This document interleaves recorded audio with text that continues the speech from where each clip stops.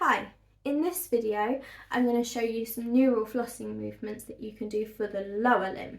So to begin with, I'm going to show you one of the most common flossing movements that we will potentially do in clinic, which is for your sciatic nerve. So I use this drill quite a lot if you do actually have neural tension through the sciatic nerve, but also if there is just general tension through the posterior chain and you're struggling, particularly if you're prone to catching cramps in hamstrings and things like this.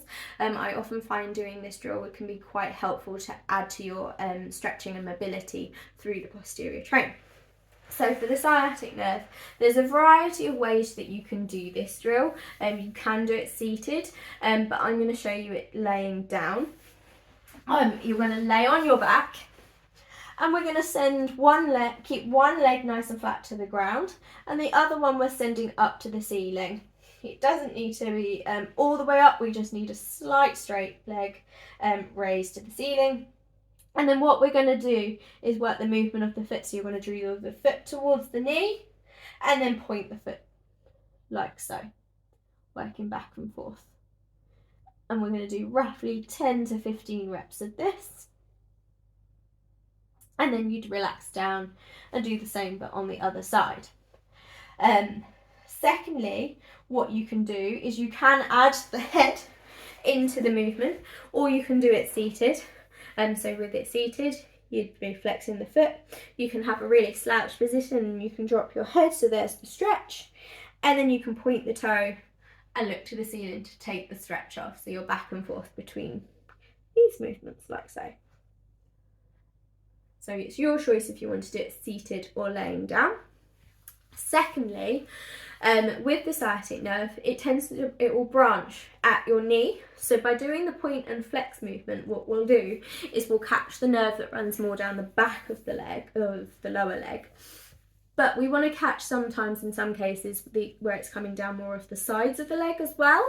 So to do this, it'd be the same position. So if I show you laying down, the same position, but instead of the back and forth, you want to circle that ankle. Circling it one way and then circling the other. And what you're looking for is, if you notice sort of more tension, or if one side is harder than the other, then you'll want to focus on the side that's harder. If they're pretty even, then I would do an even split between the two. And again, you could do that seated and exactly the same. You can keep the head still this time, we don't want to go dizzy, just focus on the movement of the ankle but keep the legs straight.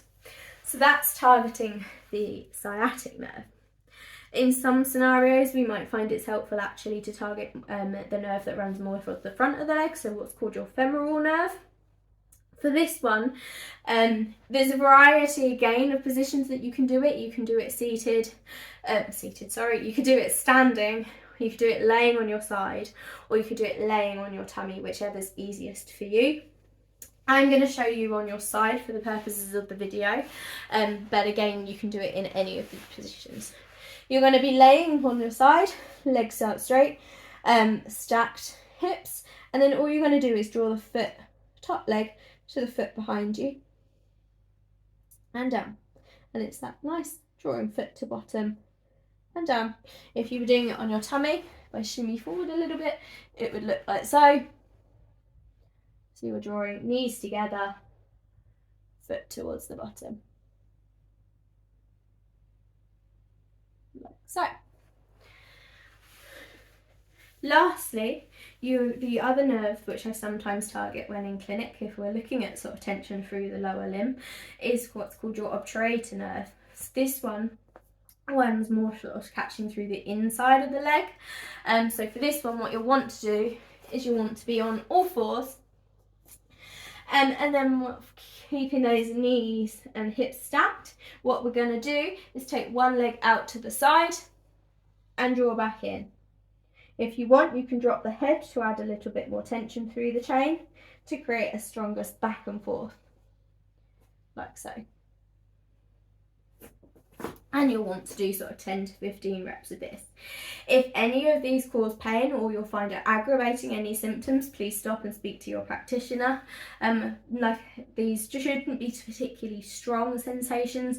You might not find much stretching. It is more to do with the back and forth. So we're quite gentle when we are doing the flossing type movements. But if you have any other questions, please drop us a message and we'll be happy to help.